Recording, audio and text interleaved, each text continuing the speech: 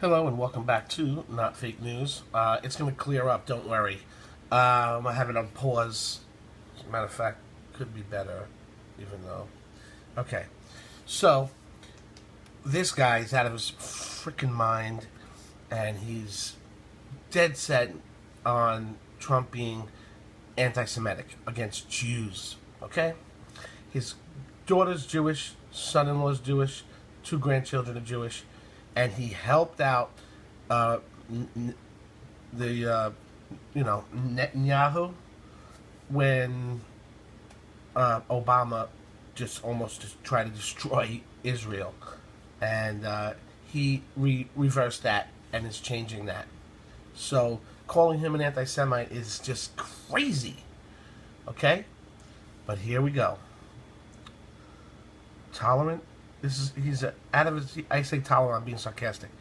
Let's watch this crazy leftist. Executive Director of the Anne Frank Center for Mutual Respect, Stephen Goldstein, and Trump supporter Kayleigh McEnany. So, Stephen, after Trump's remarks today, you came out very forcefully. You wrote, the president's sudden acknowledgement is a Band-Aid on the cancer of anti-Semitism that has infected his own administration.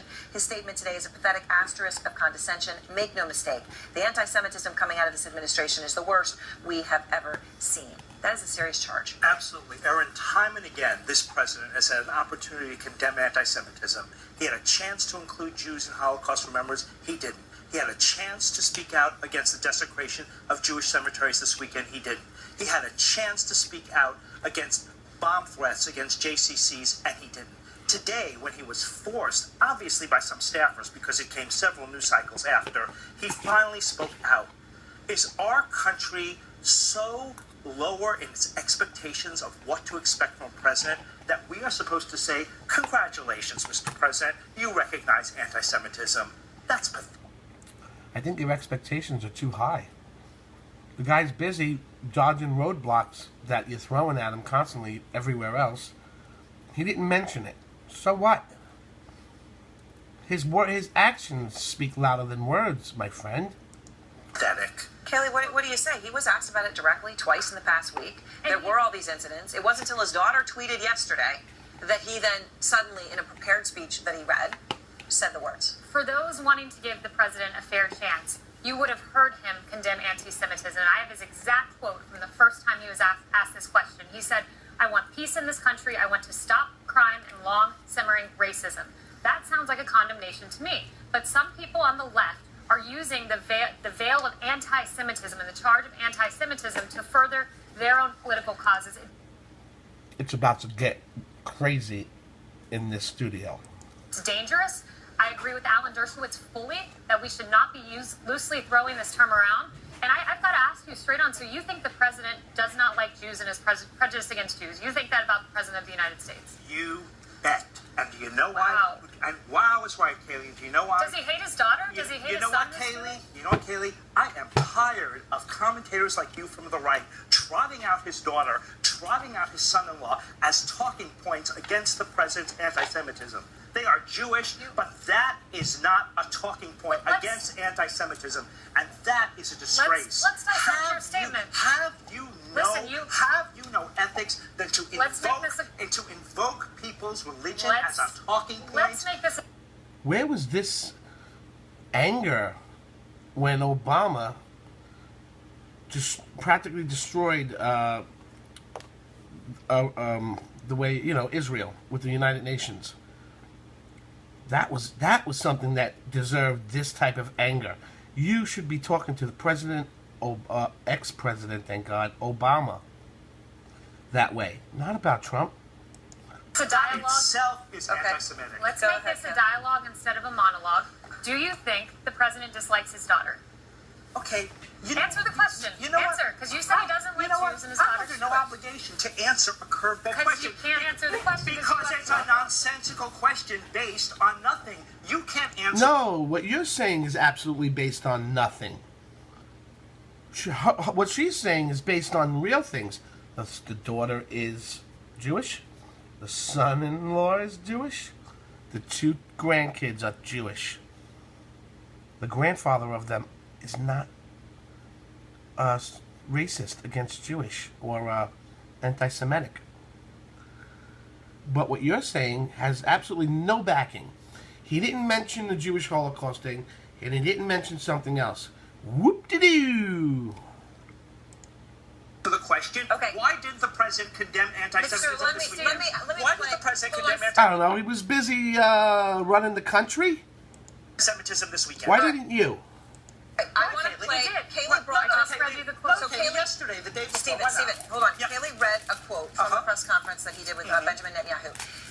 Kaylee, he was directly asked about anti-Semitism. Okay, he didn't answer. He talked generally about racism, but I want to play the question that was asked and how he answered it in full to get your reaction. Here he is. What do you say to those among the Jewish community in the States and in Israel and maybe around the world who believe and feel that your administration is playing with xenophobia and maybe racist tones? Well, I just want to say that we are, very honored by the victory that we had. 306 electoral college votes.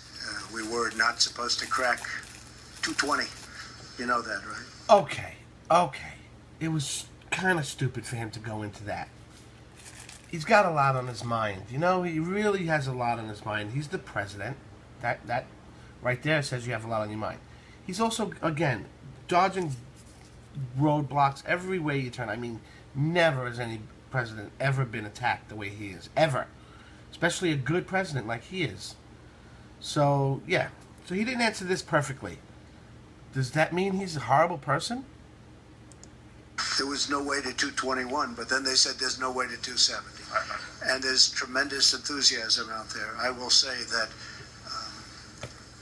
we are going to have peace in this country. We are going to stop crime in this country. We are going to do everything within our power to stop long simmering racism and every other thing that's going on. So Kaylee, when he's asked the question, he goes off for 20 seconds about his electoral college victory. Then he mentions racism. But later on, he does say, "As for the Jewish people, I have a daughter." Does that do it for you? Yes. Yeah, I agree. He he wasn't at his best. Okay? Was not at his best. Should have just said no. That's rhetoric that's coming around. I have a Jewish this, I have a Jewish that. My grandkids are Jewish. I am not. I help out this. I'm against that. And he just should have said something different. But, oh well. Stopping crime and long simmering racism sounds like a condemnation. Just because you don't, whatever I'm sorry, I'm just going to shut up.